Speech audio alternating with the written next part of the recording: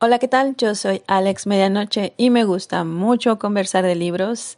El video del día de hoy es para platicarles de mis lecturas que hice en el mes de septiembre. Sí, voy muy atrasada, ya casi es diciembre, pero aquí están. Leí los mangas de 12 al 17 de Ranma y medio de Rumiko Takahashi, mangaka japonesa, y para este momento han pasado arcos que se vieron bastante en la serie, incluso capítulos que yo consideraba de relleno y que eran exclusivos de la parte animada.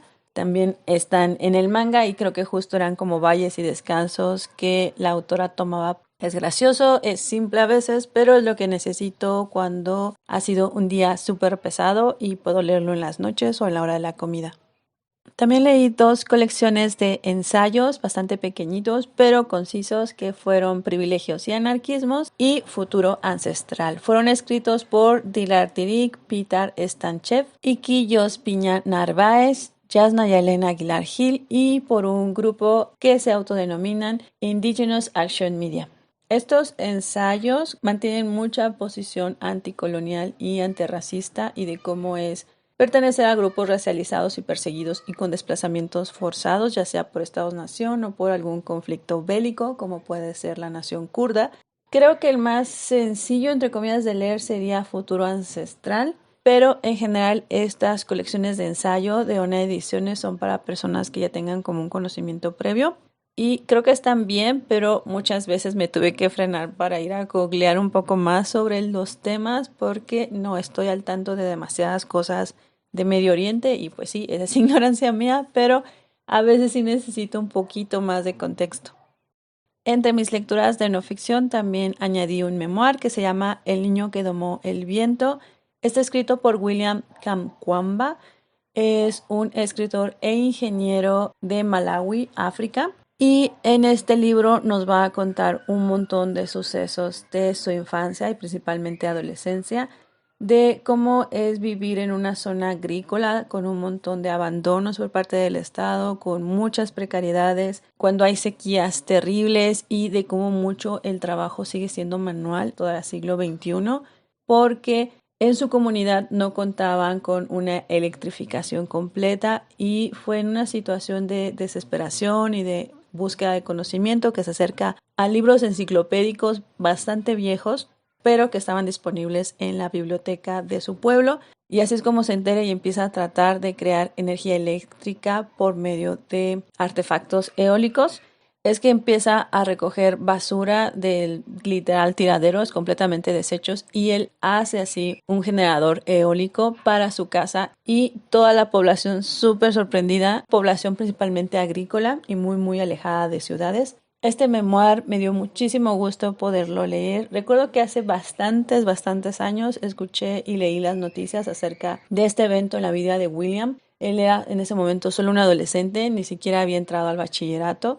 Y fue una noticia que súper rodó en el mundo. Con el tiempo él tuvo acceso y becas para poder seguir estudiando. Él estudió ingeniería y con el tiempo escribió este memoir. También sé que hay una adaptación cinematográfica, no la he visto y pues tengo toda la intención de hacerlo, solo que pienso que también hay unas partes muy tristes, pero sí lo creo necesario de conocer y de difundir porque son las diversas experiencias de vida que hay, muy alejado de urbes, muy alejado de beneficios tecnológicos o de servicios considerados básicos para las ciudades. En realidad esta es una situación que se vive en gran medida en todo el mundo.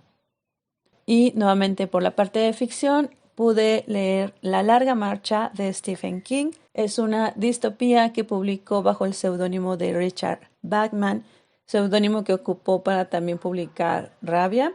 Es una distopía apenas bosquejada, no da mucha información, pero es muy claro que es una especie de gobierno militarizado y pues, dictadura. Y la sociedad está como súper ensimismada y ya muy colocada en cómo es esa realidad. Así que aceptan un suceso que ocurre cada año, que es un concurso, que justo es la larga marcha, que recluta cada año a 100 adolescentes para hacer una carrera que va a durar horas y horas sin descanso, sin acostarse a dormir, comiendo. Mientras trotan, más bien corren a cierta velocidad, si alcanzan a disminuirla o se frenan y no inician a los pocos segundos, reciben ciertos avisos y al cabo de 3 es que un grupo militar puede acribillarles. Así que este libro, más que de terror, termina siendo una colección de reflexiones sociales. Creo que en esa parte se parece mucho el tono al libro de Rabia, porque nos presenta personajes adolescentes que están completamente desilusionados de la realidad que les ha tocado, de las personas adultas que les han fallado como sistema y estructura para poder crear un nuevo futuro.